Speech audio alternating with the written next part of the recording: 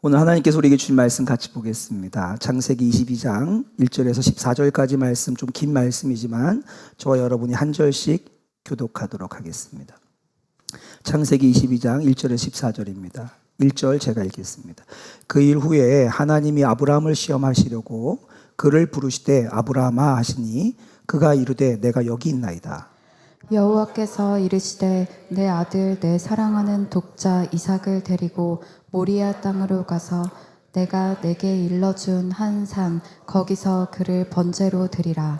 아브라함이 아침에 일찍이 일어나 나귀의 안장을 지우고 두 종과 그의 아들 이삭을 데리고 번제에 쓸 나무를 쪼개어 가지고 떠나 하나님이 자기에게 일러주신 곳으로 가더니 제3일에 아브라함이 눈을 들어 그곳을 멀리 바라본지라. 이에 아브라함이 종들에게 이르되 너희는 나귀와 함께 여기서 기다리라.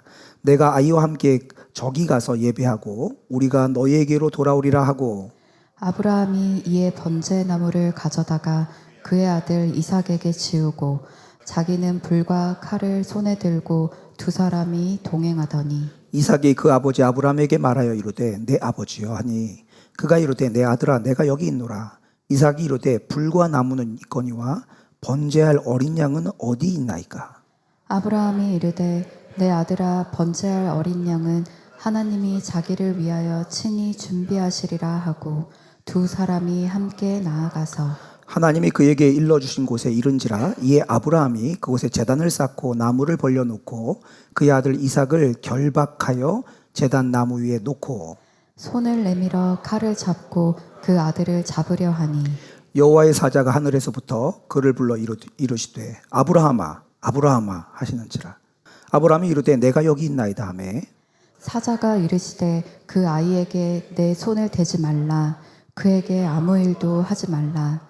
내가 내 아들 내 독자까지도 내게 아끼지 아니하였으니 내가 이제야 내가 하나님을 경외하는 줄을 아노라. 아브라함이 눈을 들어 살펴본즉 한 순양이 뒤에 있는데 뿔이 수풀에 걸려 있는지라. 아브라함이 가서 그 순양을 가져다가 아들을 대신하여 번제로 드렸더라. 같이 읽겠습니다.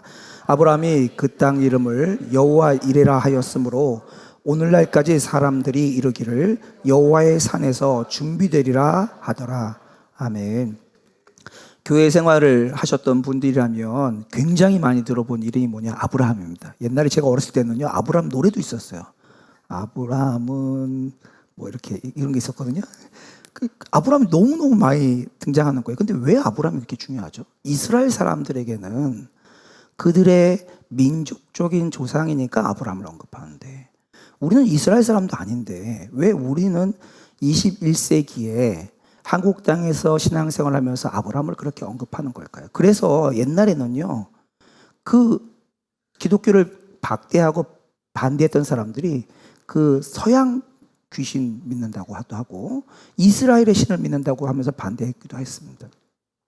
우리는 오늘 이 얘기를 좀 살펴볼 거예요. 왜 아브라함이 우리에게 이렇게 많이 등장하며 그것이 우리의 신앙생활 가운데 들여다봐야 되는지를 한번 보도록 하겠습니다.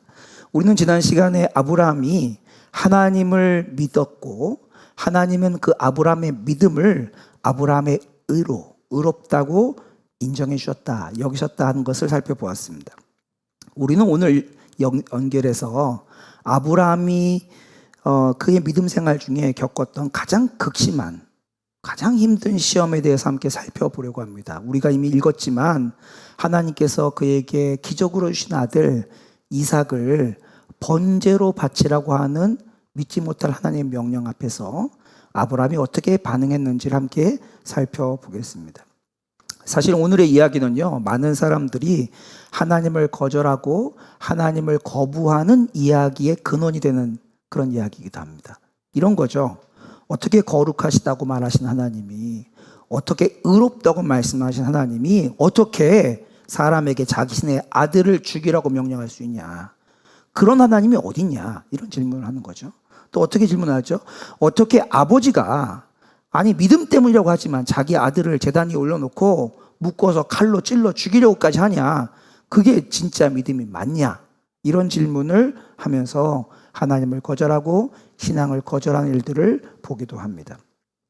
근데 여러분 잘 아셔야 되는 게 오늘의 이야기는요, 아브라함의 대단한 믿음에 대한 이야기인 것처럼 보이지만 사실은 그 내용을 깊이 들어가 보면 아브라함의 믿음에 대한 이야기를 훨씬 뛰어넘는 하나님의 신실하심에 대한 이야기입니다. 왜냐하면 오늘 본문에 등장하는 아브라함의 믿음도 믿음이지만 그가 믿었던 하나님이 얼마나 철저하시고 얼마나 자기 약속에 확실하신 분이신지를 아주 강하게 보여주는 본문이 오늘 본문이기 때문에 그렇습니다. 이제 그 이야기 속으로 한번 들어가 보도록 하겠습니다. 사실 우리는 아직 아브라함의 아들 낳는 것도 안 들여다봤거든요. 그래서 좀 같이 좀 보겠습니다. 사실 아브라함과 사라는요, 아기를 갖기에는 사실 나이가 너무 많았죠. 하나님께서 약속을 주셨지만 오랜 기간 동안 아이가 생기지 않았어요. 그리고 또다시 약속을 주시는데 그때는 이미 아브라함이 100세, 사라가 90세에 가까운 나이였습니다. 그래서 하나님께서 아기를 주시겠다고 말씀하셨을 때 사라가 그 얘기를 흘려듣고 옆벌리서 듣고 뭐라고 하냐면 웃어요. 우리말로 웃기네. 이렇게 한 거죠. 그렇죠? 사라는 이미 결혼한 지가 오래되었습니다. 수십 년이 되었죠. 아기를 한 번도 가져본 적이 없어요. 그리고 사라는 지금 그의 몸의 형편상 아기를 갖는 것이 불가능하다는 것, 자연 법칙상 이것은 불가능하다는 것을 알고 있어요. 요즘 말로 과학적으로 그거는 사실이 아니라는 걸 알게 됐어요. 왜냐하면 그는 이미 생리가 끊어졌기 때문에 그렇습니다. 창세기 18장 12절 말씀에 이렇게 기록되어 있습니다. 사라가 속으로 웃었지요. 근데 왜 웃었는지 보십시오. 이르되 내가 노쇠하였고 내 주인도 늙었으니 내게 무슨 즐거움이 있으리요. 두 가지 이유예요. 자기도 불가능하고 자기 남편도 불가능해요. 불가능한 거죠. 그런데요, 이런 이들에게 하나님이 약속을 주신 거예요. 무슨 약속을요? 아들을 주겠다. 내년 이맘때 너에게 아들이 있을 거다. 하나님께서 이런 약속을 주실 때 이게 정말 우리 안에 딜레마입니다. 현실적으로는 불가능하고 하나님은 약속하시고. 그런데 성경은 여기서 뭘 얘기해 주고 있느냐? 하나님께 불가능한 것이 아무것도 없다는 것을 명확하게 말해주고 있어요. 하나님은 원하시면 무엇인지 할 수 있는 능력이 있다고 성경은 아주 반복적으로 얘기하고 있습니다. 시편 115편 3절입니다. 오직 우리 하나님은 하늘에 계셔서 원하시는 모든 것을 행하셨나이다. 예레미야 32장 17절입니다. 슬프도소이다 주 여호와여 주께서 큰 능력과 펴신팔로 천지를 지으셨사오니 주에게는 할 수 없는 일이 없으시니라. 불가능이 없다는 거죠. 누가복음 1장 37절입니다. 대저 하나님의 모든 말씀은 능하지 못하심이 없느니라. 이중부정, 강한 긍정이에요. 하나님은 모든 게 가능하시다는 거예요. 하나님께서는요, 이런 하나님이기 때문에 아브라함에게 믿지 못할 약속을 주시고 또다시 약속하신 것입니다. 하나님은 이미 아브라함에게 그 약속을 주신 시간이 많이 흘렀어요. 수십 년이 흘렀습니다. 그러나 아브라함에게는 점점점 그것이 웃기는 얘기고 불가능한 얘기처럼 들려지는 그때에 하나님은 한 번도 그 약속을 잊은 적이 없으십니다. 왜냐하면 하나님은 그 뜻을 바꾸시는 분이 아니기 때문에. 성경은 우리에게 계속 이걸 보여줍니다. 우리 인간의 시각은 어떤데 하나님은 어떤지를 보여줍니다. 하나님은 약속하시면 그 약속을 잊지 않으세요. 그리고 하나님은 그 약속을 바꾸지도 않으세요. 이것이 우리가 하나님을 향해서 가지고 있는 믿음의 근거입니다. 결국 사라는요, 우리가 자세히 보진 않겠지만 하나님의 능력으로, 하나님의 은혜로 아이를 임신하게 되고 아이를 낳게 됩니다. 아브라함과 사라는 그 낳은 아들의 이름을 이삭이라고 지었다고 성경은 말합니다. 그렇게 이삭이 태어나요. 창세기 12장 1절에서 3절입니다. 여호와께서 말씀하신 대로, 하나님께 약속하신 대로 사라를 돌보셨고 여호와께서 말씀하신 대로 사라에게 행하셨으므로. 그러니까 이 일은 사라 때문에 일어난 게 아닙니다. 하나님 때문에 일어난 거죠. 사라가 임신하고 하나님이 말씀하신 시기가 되어 노년의 아브라함에게 아들을 낳으니, 아브라함도 불가능했어요. 노년이에요. 아브라함이 그에게 태어난 아들, 그 사라가 자기에게 낳은 아들을 이름하여 이삭이라 하였고. 여러분, 그러니까 아브라함과 사라에게는 어떠한 원인이 없습니다. 전적으로 하나님이 약속했기 때문에 한 거예요. 근데 하나님 결정하신 거죠. 아들을 주시겠다고. 하나님에게는요, 그렇게 하시기로 결정할 수 있는 권리가 있어요. 왜냐하면 하나님이 생명을 주시는 자이기 때문에. 세상의 모든 사람들에게 생명을 주신 분 하나님입니다. 우리 조상들에게도, 우리들에게도, 우리들의 자녀들에게도 생명을 주신 분은 하나님입니다. 저희 집에도 아이들이 4명 있는데 저희가 낳은 게 아니고 하나님이 생명을 우리에게 맡겨주신 거죠. 우리 모두 다 똑같습니다. 이걸 성경이 우리에게 얘기하고 있는 바들이에요. 이삭은요, 그렇게 하나님이 생명을 주셔서 아브라함과 사라 사이에 태어났고, 하나님이 주신 생명을 따라서 부모님의 사랑을 받고 자라가게 됩니다. 아브라함은요, 이때 뭘 더 확실하게 붙들었을까요? 그렇지, 하나님 약속하신 대로 구원자를 보내실 텐데 구원자를 이 아들 이삭을 통해서 보내시겠구나. 왜요?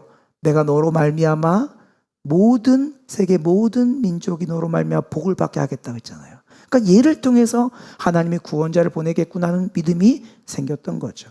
굳건히 믿었던 거죠. 그러던 어느 날 하나님은 아브라함이 생각조차 못 해본 아주 끔찍하고 힘든 명령을 하십니다. 그것이 오늘 읽었던 본문 22장 1절과 2절입니다. 제가 다시 읽겠습니다. 그 후에 하나님이 아브라함을 시험하시려고 그를 부르시되 아브라함아 하시니 그가 이르되 내가 여기 있나이다. 여호와께서 이르시되 너의 아들 너의 사랑하는 독자 이삭을 데리고 모리아 땅으로 가서 내가 너에게 일러준 한 산 거기서 그를 번제로 드리라. 하나님이 아주 콕 집어서 말씀하세요. 네 아들 하라 그러면 누구도 있어요? 이스마엘도 있잖아요. 그러니까 너의 사랑하는 아들 독자 이삭을 나에게 번제로 드리라는 명령을 하십니다. 질문을 하게 되는 사람들이 있어요. 하나님 무슨 권리로 아브라함에게 자기 아들을 죽이라 말을 하느냐? 그러면 악한 신 아니냐? 하나님 뭔 권리로 그런 걸 명령할 수 있냐? 그걸 또 듣는 아브라함은 뭐냐? 이런 질문을 할 수 있겠죠. 하나님은요, 모든 사람에게, 세상의 모든 피조물에게 생명을 주신 분입니다. 보이지 않는 영적 존재에게 생명을 주신 분도 하나님이시고, 보이는 모든 동물과 사람들에게 생명을 주신 분이 하나님이시죠. 이 만물을 지으신 하나님, 그분이 창조주시기 때문에 그분이 또한 뭐예요? 주인이에요. 이 세상의 모든 만물과 모든 사람이 누구의 것이냐? 하나님의 것이에요. 아브라함도 사라도 하나님의 것이고, 또 그들에게 아들을 주셨는데 그 이삭도 하나님의 것입니다. 시편 24편 1절입니다. 땅과 거기에 충만한 것과 세계와 그 가운데 사는 사람들은, 자들은 다 여호와의 것이로다. 역대상 29장 11절입니다. 여호와여 위대하심과 권능과 영광과 승리와 위엄이 다 주께 속하였사오니 천지에 있는 것이 사람을 포함하여 다 주의 것이로소이다. 성경은 반복적으로 얘기 말하고 있어요. 하나님의 거라는 거예요. 여러분 주위에 여러분의 자녀들을 향해서 여러분이 가지고 있는 차나 집이나 어떤 소유물을 가지고 이거 이렇게 해라, 이렇게 말할 수 있는 권리를 가진 사람이 있습니까? 없습니까? 없어요. 왜? 여러분 거니까요. 그럴 사람은 아무도 없는 거죠. 근데 하나님 지금 이렇게 명령하고 있다는 거예요. 제가 참 아깝게 보는 것 중에 하나가 뭐냐면, 그 도자기를 만드시는 분들, 도예가들이 이렇게 도자기를 이렇게 정말 잘 만드시더라고요. 그리고 가마에다가 이렇게 구워요. 유약을 칠하고 구워요. 그리고 맨 마지막에 가마에서 끄집어낸 다음에 이렇게 봐요. 그리고 어떻게 해요? 깨뜨려요. 저는 그게 너무 아까워요. 제가 볼 때는 조금 흠 있으면 남 주지, 그걸 왜 깨뜨려? 저를 주면 제가 집에서 얼마나 했을 텐데, 우리 집에 있는 건 깨진 것도 쓰는데 그 사람들은 자기 만든 작품을 깨뜨리는 게 너무 아까워. 근데 제가 한마디도 못합니다. 왜 못하죠? 그 사람 거니까요. 그 사람 거니까요. 성경은 우리에게 이걸 말해주고 있습니다. 사람들은 이삭에 대한 하나님 이렇게 말하는 권리가 없다라고 말하지만 성경은 명확하게 말하고 뭐라고 말하고 있냐? 세상의 모든 생명이 하나님의 거라는, 하나님이 만드셨기 때문이라는 겁니다. 그러니까 아브라함이, 사라가 바로 이삭의 부모인 건 맞아요. 그러나 그들에게 이삭을 주신 분이 하나님이고, 아브라함과 사라에게 생명을 주신 분도 하나님이니 아브라함과 사라도 하나님 거고 이삭도 하나님 것입니다. 그러니까 얼마든지 하나님께서 이렇게 하라고 말씀하실 권리가 있어요. 하나님께서는 이 세상 모든 만물과 모든 사람을 다스릴 권리가 있으신 거예요. 여러분, 이것이 지금 이 시대 가운데 흔들리는 진리 중에 하나입니다. 왜 요즘에 하나님을 향해서 대항하는 목소리가 높은지 아세요? 하나님의 주인 되심을 인정하지 않는 거예요. 내가 이해되면 인정하고 내가 이해가 안 되면 인정하지 않겠다는 거예요. 이게 지금 가지고 있는 이 시대의 철학이에요. 그리고 이 철학은 하나님의 능력, 하나님의 권위를 흔들고 있습니다. 여러분, 이 명령을 들었을 때 아브라함이 얼마나 큰 충격을 받았을까요? 여러분 한번 생각해 보세요. 이게 여러분에게 들렸다면 시행하기가 불가능한 명령이잖아요. 맞아요. 하나님 도대체 왜 이러신 거예요? 하나님 약속은 뭐라 그랬어요? 너로 인하여 모든 민족이 복을 받으려는데, 그럼 약속을 바꾸려고 하시는 거예요? 아니면 약속을 주셨는데 그 약속이 이삭이 아니라 다른 아들을 통해서 행하겠다고 하시는 약속인가요? 하나님은 마음을 이렇게 축축 바꾸시는 분이신가요? 이런 질문들이 얼마나 많아요. 저희가 목사이기 때문에 저에게 이런 명령이 딱 떨어지면 저는 모든 신학 지식을 다 동원해서 하나님 이게 아니지 않나요? 이렇게 할 것 같아요. 저 같으면. 근데 아브라함이 어떻게 했는지 아십니까? 아브라함은 이삭을 제물로 바치라고 하는 하나님의 명령을 들었을 때 아브라함은 하나님을 의심하지도 않았고 그리고 질문하지도 않았습니다.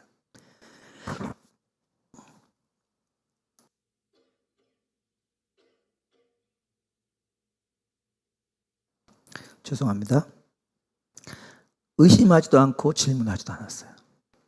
아브라함은 하나님이 명령하신 명령 그대로 다 받아들였어요. 이 질문은 이겁니다. 어떻게 아브라함은 이렇게 반응할 수 있었을까요? 이게 우리가 던져야 되는 질문이에요. 어떻게 우리는 아브라함이 이렇게 반응할 수 있었을까요? 왜냐하면 아브라함은 하나님을 잘 알고 있었기 때문이에요. 하나님을 잘 알기 때문에 하나님을 굳게 믿고 있었기 때문에 뭘 알고 뭘 믿었냐? 아브라함은 이걸 알았어요. 하나님께서 절대로 거짓말을 하지 않으실 거라는 것을 알고 있었어요. 지금 일어나는 현상을 알지 못했습니다. 그러나 하나님은 절대 거짓말하지 않으셔. 하나님은 한 번 약속하시면 그 뜻을 절대로 바꾸지 않는다는 것을 알고 그것을 굳게 믿고 있었던 거죠. 아브라함은 하나님을 신뢰했습니다. 하나님께서 지금도 그 약속을 지키실 거다. 내 아들을 죽이라고 하는 그 이해하지 못하는 지금 이 순간에도 하나님은 그 약속을 반드시 지킬 거라고 믿었어요. 아브라함은 이해했던 건 아닙니다. 그 상황을 이해하거나 설명할 수 있지 않았어요.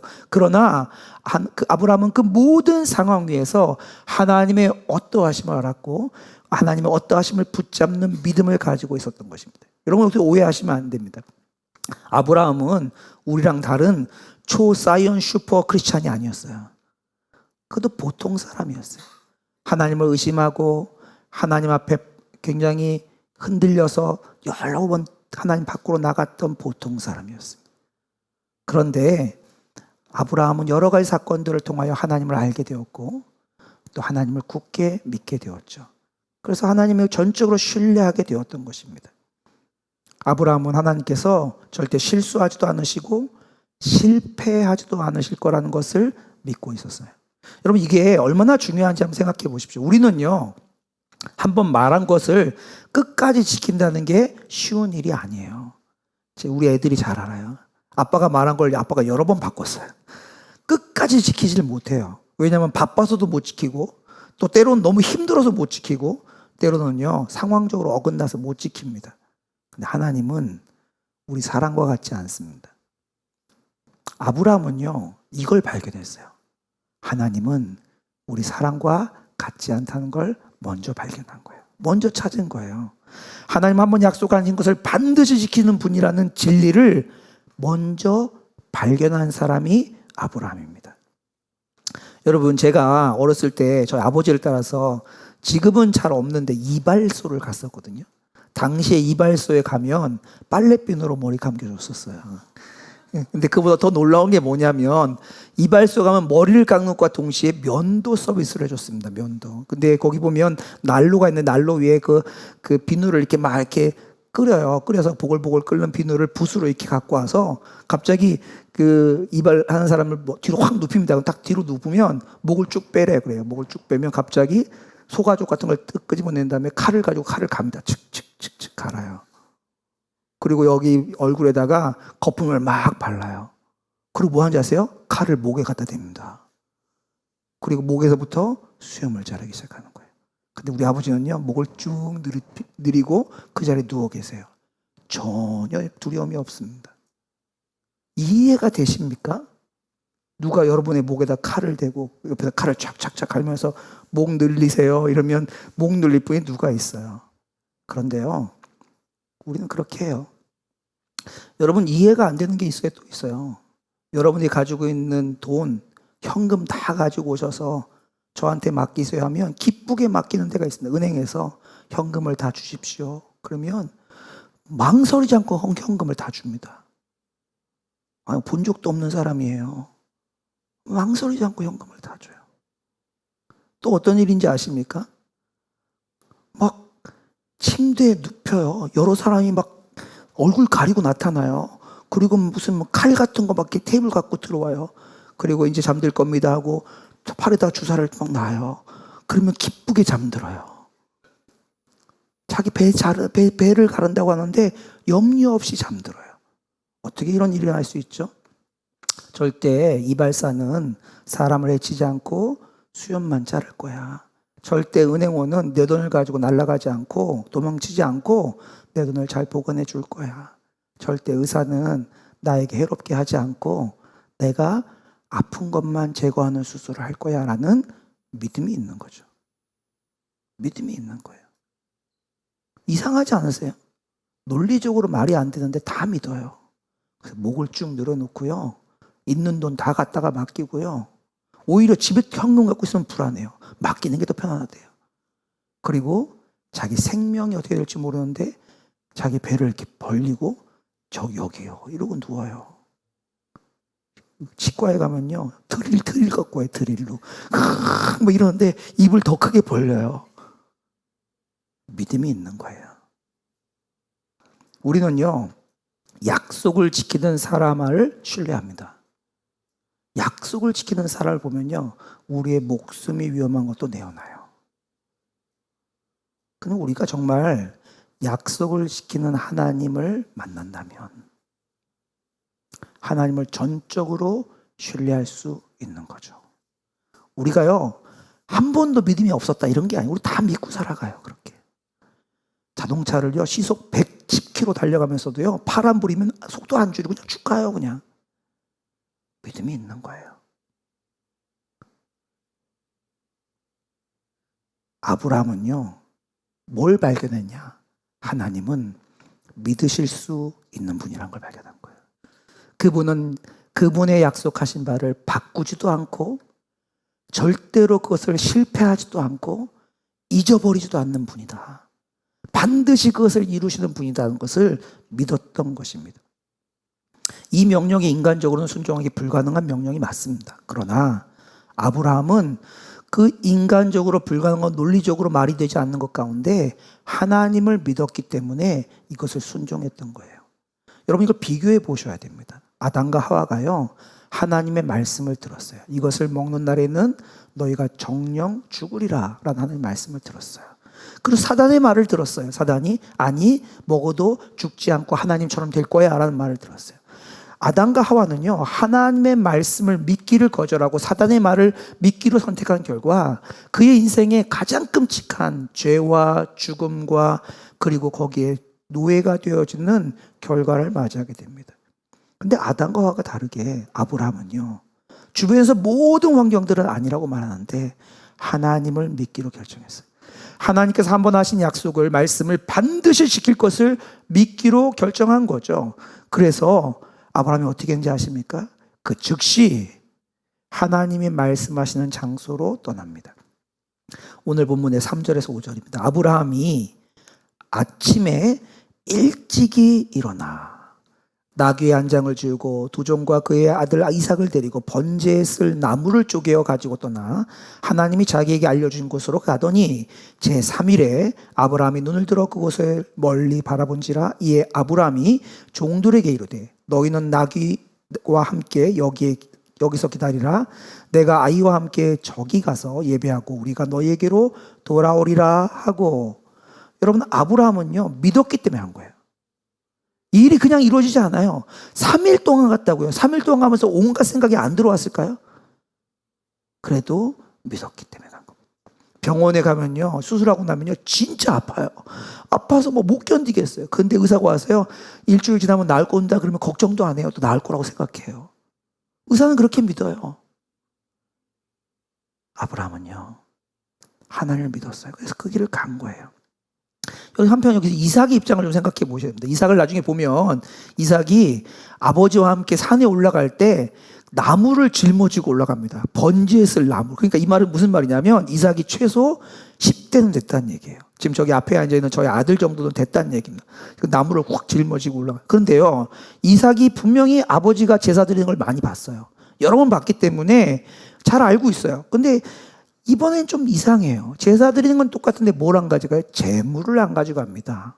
아니 왜 안 가져가는지 이해할 수가 없어요. 아버지는 하나님께 들은 얘기를 이삭에게 한 번도 한 적이 없어요. 그래서 질문합니다. 그 이삭의 의아함이 이렇게 나오죠. 6절에서 7절입니다.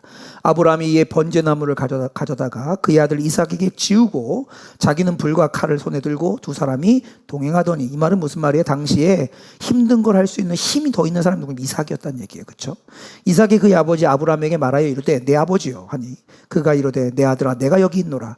이삭이 이르되 불과 나무는 있거니와 번제할 어린 양은 어디 있나이까? 이삭이 당연한 질문을 하는 거죠. 이런 질문합니다. 근데 이 이삭 아들의 질문에 대해서 아브라함이 대답을 하는데 그 대답 속에 아브라함 믿음이 약간 들어가 있어요. 한번 보실까요? 8절입니다.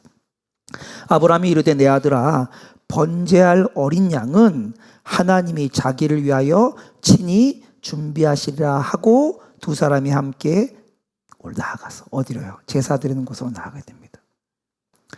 이때 히브리서에 보면요, 아브라함이 어떤 믿음을 가지고 있었냐?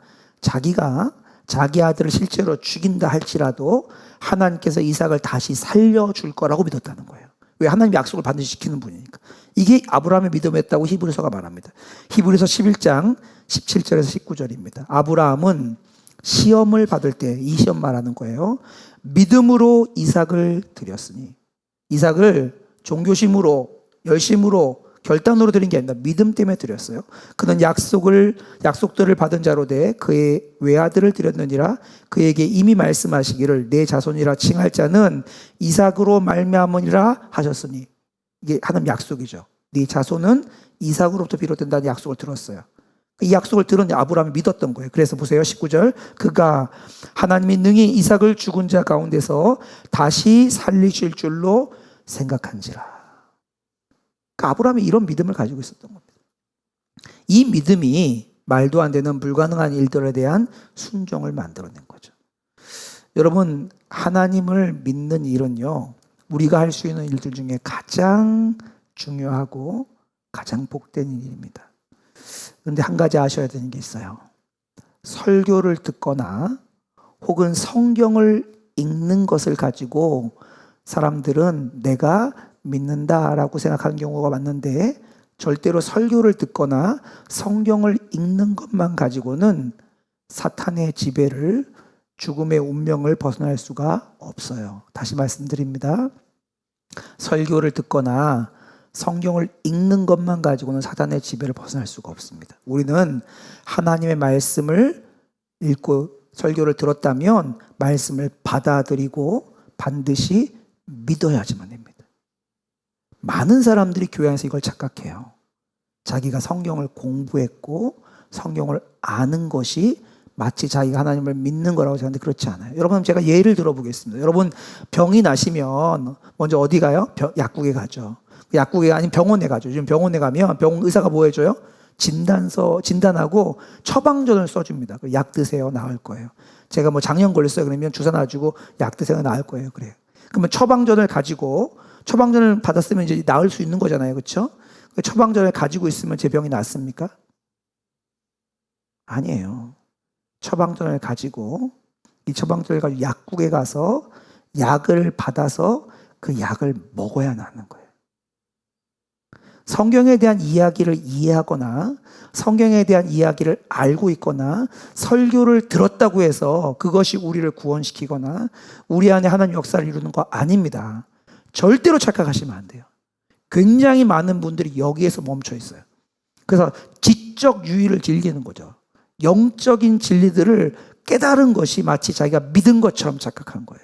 그렇지 않습니다. 하나님의 말씀이 들려진다면, 하나님의 말씀이 읽어주고 이해했다면 그것을 믿는 것, 그것이 아브라함을 구원한 사건이고 우리들에게 동일한 거예요.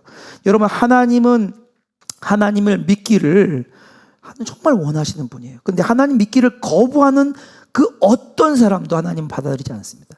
신학학자라 할지라도 하나님 믿기를 거절하는 사람은 안 받아들이세요. 하나님은 아브라함처럼 하나님 말씀하신 것을 분명히 믿고 그 믿음으로 하나님을 신뢰하는 사람만 받아들이십니다. 이게 성경이 창세기부터 요한계시록까지 변하지 않는 사실이에요. 하나님 아주 명확하게 말씀하고 있어요. 나의 말을 믿고 내게 나오는 자를 내가 받아들인다는 거예요. 여러분, 아브라함이 이것을 믿었어요. 그래서 어떻게 했냐? 그의 아들을 그 모리아산으로 데려가서 거기서 제단을 쌓고 그의 아들을 묶어요. 결박합니다. 그리고 자기 아들을 하나님의 명령을 따라 제사를 드리려고 합니다. 그것이 9절에서 10절입니다. 하나님이 그에게 일러주신 곳에 이른지라 이에 아브라함이 그곳에 제단을 쌓고 나무를 벌려놓고 그의 아들 이삭을 결박하여 제단 위에 놓고 손을 내밀어 칼을 잡고 그 아들을 잡으려 하니, 그 아들을 죽이려 하니, 칼로 이제 제사에 양을 죽이는 것처럼 죽이려 하는 거죠. 이제 여기를 잘 보셔야 됩니다. 지금 이삭은요, 조금 전까지만 해도 가능성이 있었어요. 왜? 그 짊어질 정도로 힘이 센 아들이었거든요. 근데 지금은 아니에요. 지금 어떻게 했어요? 묶여버렸어요. 아무리 힘이 세도 묶였으니 벗어날 길이 없습니다. 그리고 지금 이삭이 놓여진 장소가 어디예요? 재물이 놓여야 되는 장소예요. 그러니까 죽음의 장소에 이삭이 놓이게 된 것입니다. 이제 이삭은 도망칠 수 없게 되었어요. 재물이 되어진 거예요. 그리고 아브라함은 이삭을 죽이기로 결정했는데 칼을 높이 들었어요. 그렇죠? 하나님께서 이삭을 제물로 바치라고 명령하셨기 때문에, 그리고 이삭은 지금 결박된 채로 제물로 그 제단 위에 놓여 있기 때문에 벗어날 수가 없는 상황입니다. 여러분, 이 그림을 잘 보셔야 됩니다. 이 모습은요, 노아가 방주에 들어갔을 때 하나님께서 방주의 문을 닫으신 상황과 비슷합니다. 하나님께서 방주의 문을 닫아버렸기 때문에 방주 안에 있던 사람과 동물들은 안전하지만 방주 밖에 있는 모든 사람들은 반드시 하나님의 심판을 받을 수밖에 없어요. 피할 길이 없습니다. 소돔과 고모라 성과 비슷합니다. 소돔과 고모라 성에 있던 사람들, 하나님께서 천사를 보내서 끄집어낸 롯과 그의 두 딸을 제외한 모든 사람들은 다 불비로 말미암아 죽을 수밖에 없고, 한 명도 외가 없었던 것과 똑같이 이삭도 이제는 어떻게 됐어요? 죽음의 위치에, 죽음의 장소에 놓여서 죽을 수밖에 없게 된 거예요. 심판을 피할 수 없는 것처럼 그의 운명을 피할 수 없게 된 것입니다. 그런데 기억하십니까? 그 피할 수 없는 심판, 노아의 심판, 소돔과 고모라의 심판에서 하나님은 은혜로 그 심판의 자리에 있는 노아를 방주를 통해서 구원하셨고, 롯과 그의 두 딸을 천사를 통해서 구원하셨습니다. 똑같이 하나님께서 오늘 하나님만이 이삭을 구원할 수 있는 그 자리에서 하나님께서 직접 이삭을 구원하십니다. 성경은 우리에게 뭘 말하고 있냐? 죄로 인한 형벌, 하나님께서 작정하시고 이루시는 그 하나님의 심판의 자리에서 스스로 자기를 구원할 수 있는 자는 아무도 없다고 말하고 있는 거예요. 이삭의 이야기는 우리에게 뭘 보여주고 있느냐? 우리의 힘으로 하나님이 정하신 운명에서 벗어날 수 있는 자는 아무도 없다는 거예요. 왜? 하나님은 반드시 모든 죄를 심판하시고 그 심판은 피할 수 없으며 오직 그것을 피할 수 있는 길을 내실 수 있는 분은 하나님밖에 없다는 거예요. 이삭이 죽을 수밖에 없는 이때에 하나님께서 어떻게 하셨는지 아십니까? 하나님이 직접 이삭을 구원하십니다. 10절에서 12절입니다. 손을 내밀어 칼을 잡고 그 아들을 잡으려 하니 여호와의 사자가 하늘로부터 그를 불러 이르시되 아브라함아 아브라함아 하시는지라 아브라함이 이르되 내가 여기 있나이다 하매 사자가, 천사죠, 이르시되 그 아이에게 내 손을 대지 말라. 그에게 아무 일도 하지 말라. 내가 내 아들 내 독자까지도 나에게 아끼지 아니하였으니 내가 이제야 너가 하나님을 경외하는 줄을 아노라. 하나님이 직접 이삭을 구원하신 거예요. 아브라함에게 죽이지 말라고 하셨습니다. 그런데 문제가 있어요. 지금 이미 제단이에요. 제사를 드려야 돼요. 없던 제단을 쌓고 장작을 놓고 제사를 드리기로 했어요. 드려져야 되는 제사인데 재물이 있어야 되는데 하나님께서 이삭을 죽이지 말라고 했으니까 지금 드려질 재물이 없는 것입니다. 그런데 아브라함은 다른 재물을 가져온 적이 없어요. 이삭이 물었잖아요. 제살 어린 양은 어디 있냐고. 없잖아요. 하나님께서 이제 손수 이삭을 대신할 수 있는 재물을 준비해 주기로 하십니다. 아브라함의 능력이 없는데 하나님이 공급하시는 것이죠. 그래서 하나님께서 이삭을 대신할 숫양을 공급해 주십니다. 하나님께 덤불 사이에 순양이 뿔이 걸려 있도록 해서 그것을 공급하시죠. 이 13절 말씀입니다. 아브라함이 눈을 들어 살펴본즉, 하나님 멈추고 난 다음에 죽이지 말라니까 눈을 들어 살펴본즉, 보세요. 한 순양이 뒤에 있는데 뿔이 수풀에 걸려 있는지라 아브라함이 가서 그 순양을 가져다가 아들을 대신하여 번제로 드렸더라. 여러분, 몸의 다른 부분들이 동물에 걸려 있으면 빠져나가려고 발버둥 치다가 어떻게 되냐면 까져요. 상처가 생깁니다. 저희 집에 강아지가 있는데 한 번은 너무 밖에 나가는 게 기뻐서 막 달려가려는 걸 이렇게 잡았더니 잡으니까 자기는 달리고 이게 안 가고 그러니까 어떻게 됐냐, 발만 이렇게 그냥 그 자리에서 움직였거든요. 집에 돌아보니까 피가 묻어 있더라고요. 까진 거예요. 어떤 동물이든지 자기가 걸려 있으면 빠져나가려고 발버둥 치다 보면 상처가 나게 되어 있습니다. 그런데 그렇게 상처가 나면요, 하나님 앞에 합당한 제물이 될 수가 없어요. 왜냐하면 하나님은 거룩하시기 때문에 오직 흠없는 제물만 받기 때문에 그렇습니다. 출애굽기 12장 5절입니다. 너희 어린 양은 흠이 없고 1년 된 수컷으로 하되 양이나 염소 중에 취하고. 우리가 잘 알고 있는 6월절의 어린 양이죠. 레위기 22장 18절에서 20절입니다. 아론과 그의 아들들과 이스라엘 온 족속에게 말하여 이르라. 이스라엘 자손이나 그중에 거류하는 자가 서원제물이나 자원제물로 번제와 더불어 여호와께 예물로 드리려거든 하나님께 제사를 드리는 제물에 대한 이야기입니다. 19절부터 보십시오. 기쁘게 받으심이 되도록 소나 양이나 염소에 흠없는 수컷으로 드릴지니. 20절입니다. 흠 있는 것은 무엇이나 너희가 드리지 말 것은 그것이 기쁘게 받으심이 되지 못할 것임이니라. 하나님은요, 하나님께 드리는 제물의 조건을 하나로 두셨는데 뭐냐? 흠이 없어야 돼요. 결점이 없어야 된다고요. 까지거나 상처난 것들은 절대 안 돼요. 그래서 하나님께서요, 이삭을 대신할 합당할 제물을 준비하기 위해서 어떻게 하셨냐? 순양에 뿔이 걸리게 하신 거예요. 뿔이 걸려 있으니까 뿔이 아무리 흔들려도 빠져나가지는 못하는데 상처는 안 나는 거죠. 그러니까 이런 장면들이 성경에 아주 구체적으로 기록되어 있습니다. 하나님께서 이삭을 대신하여 번제로 드려질 순양을 손수 안전하게 완전하게 준비한 것입니다. 하나님은요, 아브라함에게 하셨던 모든 약속을 반드시 지킬 거예요. 왜요? 이삭의 후손으로부터 하나님 구원자를 보내겠다는 약속을 지킬 거예요. 그러나 그 상황을 없었던 걸로 하고 지나가는 게 아니라 그를 대신할 대신 제물도 완전하게 준비해 주신 것입니다. 그래서 이 아브라함은요, 이 수작을 잡아서 죽여서 이삭을 대신해서 제사를 드립니다. 이 말은 무슨 말이냐? 그 순양이 이삭 대신에 죽었다는 얘기예요. 원래는 거기에 이삭이 죽어야 되는 자리입니다. 하나님이 이삭이 안 죽게 대신 다른 제물로 죽인 거죠. 하나님께서 이삭 대신 순양을 준비하심으로 그를 구원해 주신 거예요. 14절로부터 좀 보겠습니다. 14절에 19절입니다. 아브라함이 그렇게 하나님이 이삭을 구원한 그때 그 땅 이름을 여호와 이레라 하였으므로 오늘날까지 사람들이 이르기를 여호와의 산에서 준비되리라 하더라. 여호와의 사자가 하늘로부터 두 번째 아브라함을 불러 이르시되 여호와께서 이르시기를 내가 나를 가리켜 맹세하노니 너가 이같이 행하여 너희 아들 독자도 아끼지 아니하였은즉 내가 너에게 큰 복을 주고 너희 씨가 크게 번성하여 하늘의 별과 같고 바닷가의 모래 같게 하리니 너희 씨가 그 대적의 성문을 차지하리라. 또 너의 씨로 말미암아 천하 만민이 복을 받으리니 이는 너가 나의 말을 준행하였음이니라 하셨다 하니라. 이에 아브라함이 그의 종들에게로 돌아가서 함께 떠나 부엘세바에 이르러 거기 거주하였더라. 이게 아브라함에게 찾아왔던 시험의 마지막 장면입니다. 여기 오늘 하나님께서 이삭을 죽이라고 했다가 살려주신 요 장면에서 그 장소를 아브라함이 뭐라고 부르냐? 우리가 봤던 것처럼 여호와 이레라고 부릅니다. 이게 무슨 뜻이냐면 저 문자적으로 하나님께서 친히 준비하셨다라는 뜻이에요. 하나님이 손수 준비하셨다는 뜻이에요.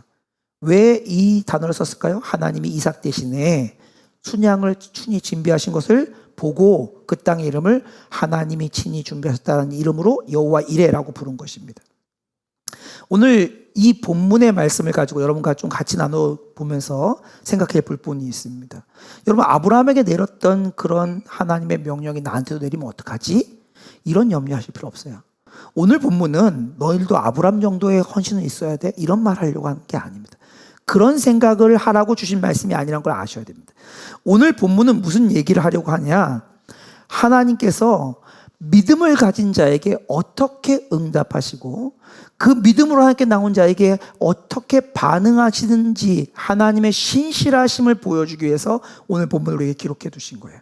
하나님께서 이삭이 구원받을 길을 준비하셨던 것처럼 하나님 앞에 믿음으로 나오는 자들에게 어떻게 신실하게 일하시는지를 보여주시는 거죠. 하나님이 아브라함에게 너의 아들을 죽여서 나에게 제사를 드리라고 했을 때 아브라함에는 딜레마가 있었습니다. 무슨 딜레마죠? 이게 어떻게 어떤 아들인데. 아니, 하나님 분명히 나에게 이 아들을 통해서 구원자를 약속했는데 얘가 죽으면, 얘가 아들이 없는데 그 약속은 어떻게 되는 거지? 풀 수 없는 하나님의 약속과 명령 사이에 딜레마가 있었습니다. 그리고 그의 마음에 소원이 있었는데 그 소원이 사라지는 거잖아요. 그 아들 하나밖에 없는데 미래의 약속에 대한 불확실성이 있었습니다. 아브라함은 풀 수가 없었어요. 이 딜레마도 못 풀고 미래에 대한 소망도 풀 수가 없었습니다. 그런데 아브라함은 이 풀 수 없는 두 가지 사이에서 뭘 결정했냐? 이거는 내가 이해하지 못하지만 하나님은 그 약속을 지키실 거고 내가 풀 수 없는 이 두 가지를 다 해결해 주실 거다라고 믿기로 결정한 거예요. 여러분, 이게 우리에게 하나님 주시는 말씀이에요. 우리에게도 동일하게 하는 약속들이 있잖아요. 근데 약속이 주신 지는 진짜 오래됐는데 지금 현장에서는 아무런 것이 없는 것처럼 보여져요. 오히려 현장은 더 꼬이는 것처럼 보여질 때가 있어요. 내가 잘못 들었나? 하나님 말하지 않았는데 나 혼자 착각해서 나 혼자 흥분해서 그때 그랬나? 이런 생각이 드는 일들이 우리 가운데 얼마나 많이 있죠. 근데 아브라함 보세요. 아브라함이 이삭을 죽이러 올라갈 때까지 이 딜레마는 해결되지 않았어요. 그 약속에 대한 미래에 대한 불투명성도 해결되지 않았어요. 근데 뭐 하나 믿은 거예요?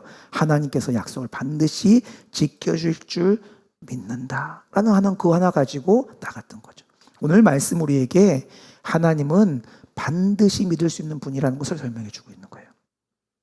저희 아이들을 처음 치과에 데려갔을 때가 생각납니다. 치과 갔더니 무서워요. 입은 크게 벌리라고 눈은 가리고 갑자기 웽 이런 소리 들리고 뭐 물칙 뿌리고 빨아들이는 게 막 뭐 소리 나고 하니까 애들이 거의 공포에 사로잡혀 있죠. 근데 어떻게 갔어요? 아빠가 괜찮다 하니까 괜찮아. 괜찮을 거야. 아빠가 손잡아주고. 그러니까 무서운데도 가서 버티는 거죠. 그렇죠? 무슨 딜레마 해결 하나도 안 됐습니다. 소리는 여전히 들리지, 막 입속에서 뭐가 이렇게 막 너무 이렇게 할 것 같지, 막 이런 애들의 상황 가운데 애들은 죽을 것 같은 거예요. 근데 딱 하나, 아빠가 괜찮다니까. 저처럼 계속 마음이 바뀌는 아빠도 믿어요. 약속 여러 번 어겼던 아빠도 믿는다고요. 오늘 보면 우리에게 뭘 말해주고 있냐? 아브라함은요, 단지 하나님의 얼마나 잘 믿었는지를 보여주고 있는 게 아니고요. 아브라함은 우리보다 먼저 하나님이 얼마나 믿을 만한 분인지를 발견한 자라고 말해주고 있는 거예요. 그래서 그 아브라함을 우리에게 보여주고 있는 거예요. 왜 보여주냐? 그 아브라함처럼 하나님 앞에 나오는 아브라함의 믿음의 후손들을 위해서 보여주고 있는 거죠. 이게 진짜 목적이에요. 갈라디아 3장 6절에서 9절입니다. 한번 보십시오.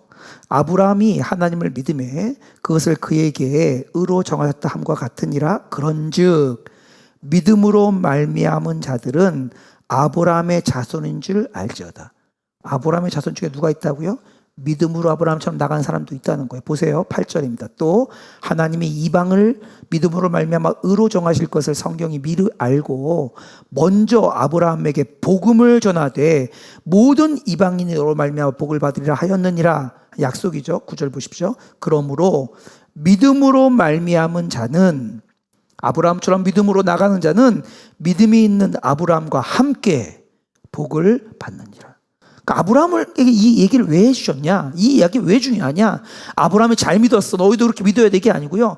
아브라함 믿는 거 봤니? 아브라함이 그렇게 연약한 믿음을 가지고 있어도 내가 어떻게 하는 거 봤니? 난 너에게 똑같이 할 거야. 형 하는 거 봤어? 치과에 누워있다 왔는데 아무 일도 없었지? 너도 똑같이 할 거야. 진짜? 아빠 손잡고 있을 거지? 안 갈 거지? 그러면 가는 거야. 해도 아브라함 봤니?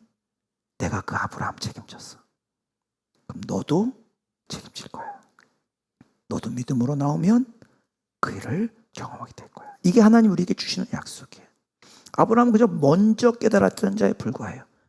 하나님이 완벽하게 신실하시는 분이라는 것을 깨달았던 거죠. 한 번 약속하신 것은 반드시 지키시는 분이라는 것들을 붙잡았던 거죠. 너도 붙잡을 수 있어. 저희 아버지가요, 목을 쭉 늘리고 거기 누워 있어서 저도 두려워하지 않고 거기에서 뒤로 머리를 눕힐 수 있었던 거예요.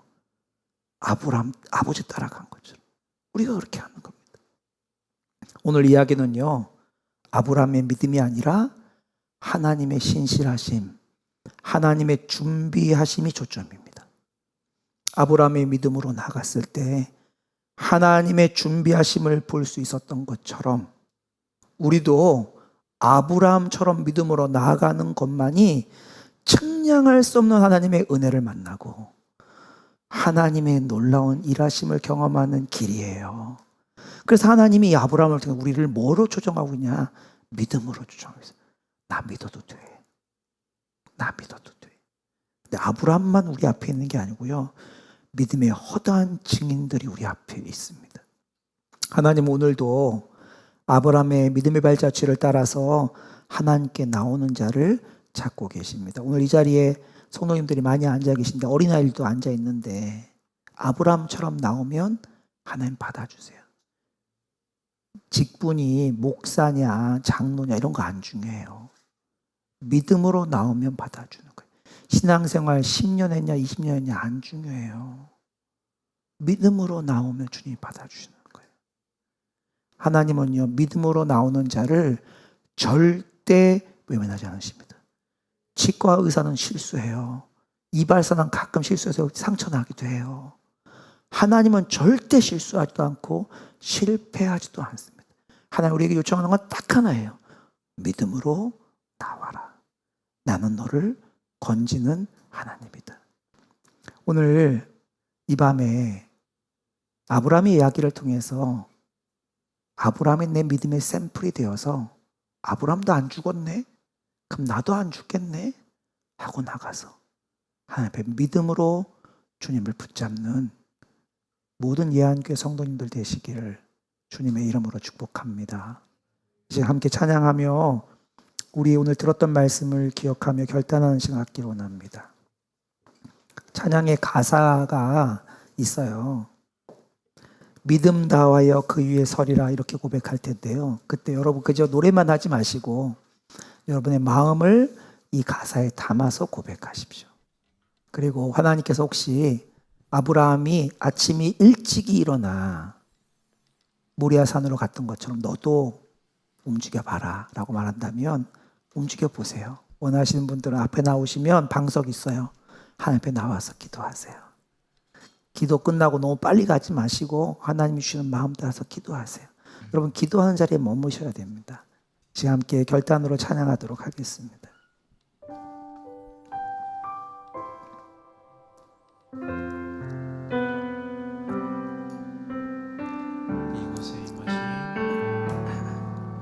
이곳에 임하신 하나님 나라 가난한 마음으로 바라보리라. 먼저 그 나라 그 뜻 구하며 나의 삶 드리리. 주님이 맡기신 주님이 맡기신 하나님 나라 믿음의 눈으로 바라보리라. 하늘의 뜻이 이 땅 가운데 완성될 그날까지 믿음 다여 그 위에 서리라. 하나님의 나라는 무너지지 않으니 믿음 다여 그 나라 세워가리라. 주님 곧 오실 때까지 믿음 다하여 그 위에 서리라. 하나님의 나라는 무너지지 않으니 믿음 다하여 그 나라 세워가리라. 주님 오실 때까지 믿음 다하여 그 위에 서리라. 하나님의 나라는 무너지지 않으리. 믿음 다하여 그 나라 세워가리라. 주님 곧 오실 때까지. 두 번에 걸쳐서 기도하겠습니다. 그리고 두 번째 기도를 마치시고는 개인의 기도로 들어가시면 되겠고, 어린아이들은 나오시면 안수기도 해드리도록 하겠습니다. 첫 번째 기도 제목입니다. 아브라함의 믿음의 발자취를 따라서 삶의 어떤 이해되지 않는 상황 가운데서도 낙심하지 않고 끝까지 하나님의 신실하심을 믿고 의지하며 따라가는 믿음을 주옵소서. 믿음으로 삶이 해석되어지고 믿음으로 하나님의 약속이 삶의 현장에서 붙잡아지도록 은혜를 공급하여 주옵소서. 하나님 믿음이 하나님 예배당 안에서의 우리의 머릿속에 머무는 것이 아니라 우리의 삶의 현장으로 이어지게 하여 주옵소서. 이 시간 주의 이름 한번 간절히 부르짖고 통성으로 기도하도록 하겠습니다. 주여, 아버지 하나님, 그렇습니다. 아버지 하나님, 주님 앞에 나왔습니다. 하나님 아버지, 아브라함이 하나님 자기의 아들을 죽여서 주 앞에 바치는 것을 우리에게 요청하시는 것이 아니라 하나님이 얼마나 신실하신지, 하나님이 얼마나 선하신지, 하나님이 우리의 삶 가운데 얼마나 약속을 철저하게 지키시고 실패하시도 실수하지 않으시는 분이신지 하나님 보이고 보여주시니 감사합니다. 하나님 아브라함의 믿음의 발자취를 따라서 삶의 어떤 이해되지 않는 상황 가운데서도 하나님 삶의 형편과 여건과 해석을 따라가지 아니하고 낙심하지 아니하고 주의 약속을 붙잡고 끝까지 하나님의 약속을 따라서 신실하신 주님 붙잡고 의지하며 나아가는 은혜의 역사함들이 우리 가운데 일어날 수 있도록 도와주옵소서. 하나님 변하지 않는 것들을 우리의 삶의 기준으로 삼지 않고 오직 하나님의 약속, 하나님의 선하심을 따라서 나갈 수 있도록 은혜를 도와여 주시기를 기도합니다. 믿음으로 삶이 해석되어지고 믿음으로 삶의 약속에 하나님 아버지 믿음의 약속들이 우리 삶 가운데 붙잡아지는 역사함들이 일어날 수 있도록 은혜를 도와여 주옵소서. 특별히 하나님 지극히 치열한 삶의 현장 가운데, 삶의 평범한 현장 가운데 하나님의 약속의 말씀이 믿음의 하나님 우리 가운데 일어날 수 있도록 은혜를 도와여 주소서. 하나님 아버지, 변한 것이 아무것도 없지만 주의 약속 말씀 붙잡고 주님 앞에 나아가는 은혜의 역사함들이 우리의 삶의 현장 가운데 선명하게 일어날 수 있도록 주님의 역사하여 주옵소서. 감사합니다.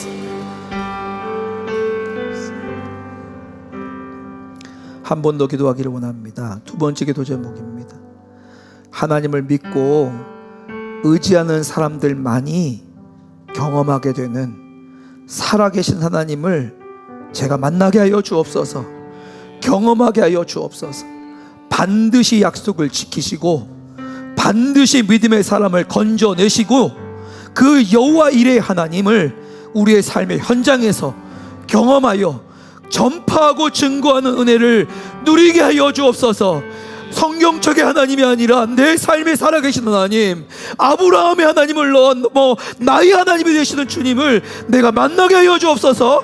이 시간 주의 이름 한번 간절히 부르짖고 통성으로 기도하도록 하겠습니다. 주여,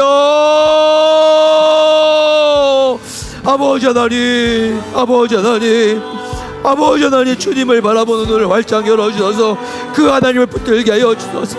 믿음으로 주님을 붙들게 하여 주옵소서. 의지하는 사람으로 살아갈 수 있도록 은혜를 도하여 주옵소서. 하나님, 주님을 믿고 의지하는 사람들만이 경험하게 되어진 하나님, 하나님, 성경책의 하나님이 아니라 지금도 살아계신 그 하나님, 하나님, 그 하나님을 경험하는 은혜의 역사함들이 우리 가운데 분명히 일어날 줄 믿습니다. 주님을 붙들고 나아갈 때 하나님 역사하실 줄 믿습니다. 오늘도 실패하지 않으시고 오늘도 실수하지 않으시고 어느 곳에 있든지 어느 자리에 있든지 우리의 삶을 책임지시고 인도하시는 주님이 계신 줄 믿습니다. 주님 은혜를 도합니다. 하나님 아버지, 하나님 반드시 약속을 지키십니다. 반드시 믿음의 사람을 건지십니다. 하나님 여호와 이레, 주님께서 친히 손서 준비하시는 그 은혜의 방편들이 우리 가운데 있는 줄 믿습니다. 하나님, 우리의 삶의 현장에서 그 하나님을 만나게 하여 주소서. 그 하나님을 경험하게 하여 주소서. 아버지 하나님, 아버지 하나님, 그 하나님을 만나 경험하며 주님 앞에 매달리고 주님 앞에 무릎 꿇는 역사함들이 일어날 수 있도록 은혜를 도와여 주기를 기도합니다. 아버지 하나님, 아버지 하나님, 주님만을 붙잡습니다. 주님만을 의지합니다. 하나님, 아버지 하나님, 아버지, 보여지는 형편, 보여지는 상황, 아버지 되어져가는 일들을 따라 살지 아니하고 믿음으로 주님 앞에 반응하며 나아가게 하소서. 믿음으로 주님 앞에 우리의 삶의 중심을 드리게 하여 주옵소서. 지식으로 나가지 아니하고 하나님 진리를 붙잡고 나가는 믿음 앞에 하나님 우리를 세워주어서 주님 앞에 우리의 심령을 드리고 우리의 마음을 드리고 우리의 중심을 드리는 역사함들이 분명하게 할 수 있도록 은혜를 도와여 주소서. 하나님 아버지 감사합니다. 주여 아버지 감사합니다. 주님 아버지 앞에 우리의 마음을 내어놓습니다. 주여 감사합니다. 찬양합니다. 주님 아버지, 우리 가운데 일 행하실 주님을 경배하고 찬양하오니 주님 우리 가운데 일을 행하여 주옵소서. 주님을 바라보는 눈을 활짝 열어주소서. 아버지, 주님께서 온전히 그 영광을 하나님 나타내어 주셔서 하나님 우리 삶 가운데 분명히 살아 역사하시는 분이신 것이 선명하게 믿어지고 누릴 수 있도록 아버지 은혜를 더하여 주옵소서. 오늘 기도할 때 성도들의 삶 가운데 하나님 아브라함을 찾아가셔서 하나님 신실하심으로 그 약속을 지키심으로 결코 변하지 아니하심으로 실패하지도 실수하지 않으신 하나님으로 만나신 약속사가 하나님 이 밤에 성도들의 삶 가운데도 만나지고 역사될 수 있도록 은혜를 더하여 주옵소서. 감사하고